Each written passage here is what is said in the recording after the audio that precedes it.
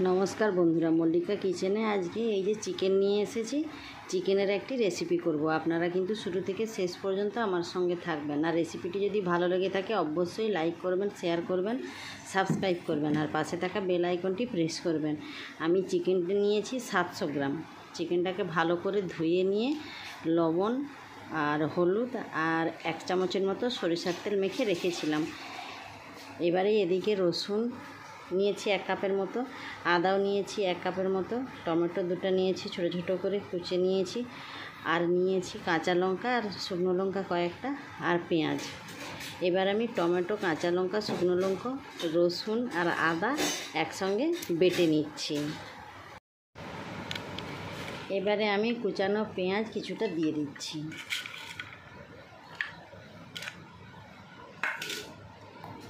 আর দিয়ে দিচ্ছি বেটে রাখা মশলাটা।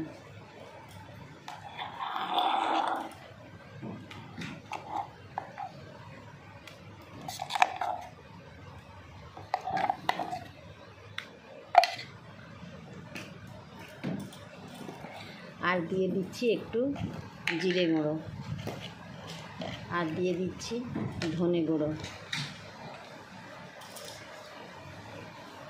আর একটু দিয়ে দিচ্ছি হলুদের গুঁড়ো।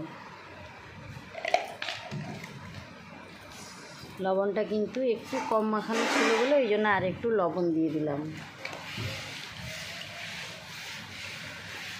আর দিয়ে দিচ্ছি ধনেপাতা কুচানো, আর ওপর থেকে দিয়ে দিচ্ছি সরিষার তেল 3 চামচের মতো। এবার এটা হাত দিয়ে মেখে নিচ্ছি।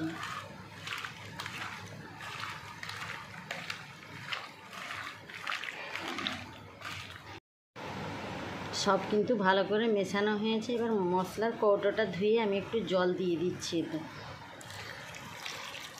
না মিশিয়ে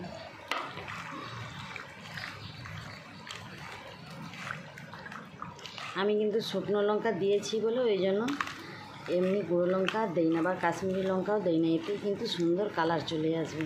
এবারে আমি একটা হাঁড়ি নিয়েছি, এই হাঁড়ির নিচে একটু সরিষার তেল দিয়ে দিয়েছি 1 চামচ। এবার আমি ওই মাংসটাকে হাঁড়ির মধ্যে দিয়ে দিচ্ছি। হাঁড়ির মধ্যে সব কিন্তু দিয়ে দিচ্ছি। এবারে কিন্তু একটা আটা মাখানো ছিল, সেই মাখানো আটাটা ওইটার মুখে, হাঁড়িটার মুখে ভালো করে দিয়ে দিয়েছি। এবার দেওয়ার পরে এই ঢাকনাটা কিন্তু চেপে দেওয়া হচ্ছে যাতে না একটু হাওয়া বেরোয়। এবার ভালো করে হাত দিয়ে কিন্তু একদম সাইজ করে দিয়ে দিচ্ছি। এবার এটাকে আমি আধা ঘন্টা রেস্টে রেখে দিচ্ছি। আধা ঘন্টা হয়ে গেছে। আধা ঘন্টা এই যে হাঁড়িতে কিন্তু চিকেনটা ভরে দিয়েছিলাম। আধা ঘন্টা পরে এবার উনুনটা জ্বেলে দিয়েছি। এবার আমি উনুনে বসিয়ে দিচ্ছি। হাঁড়িটা কিন্তু উনুনে বসিয়ে দিয়েছি। এবার কিন্তু আমি খুব ধীরে ধীরে জ্বালানিটা দিচ্ছি। 15 মিনিট হলো কিন্তু বসানো হয়ে গেছে। আমি আরও 15 মিনিট পরে খুলে দেখব। উনুনটা কিন্তু নিভে গেছে। এবার আমি হাঁড়িটা নামিয়ে দেখছি কেমন হয়েছে।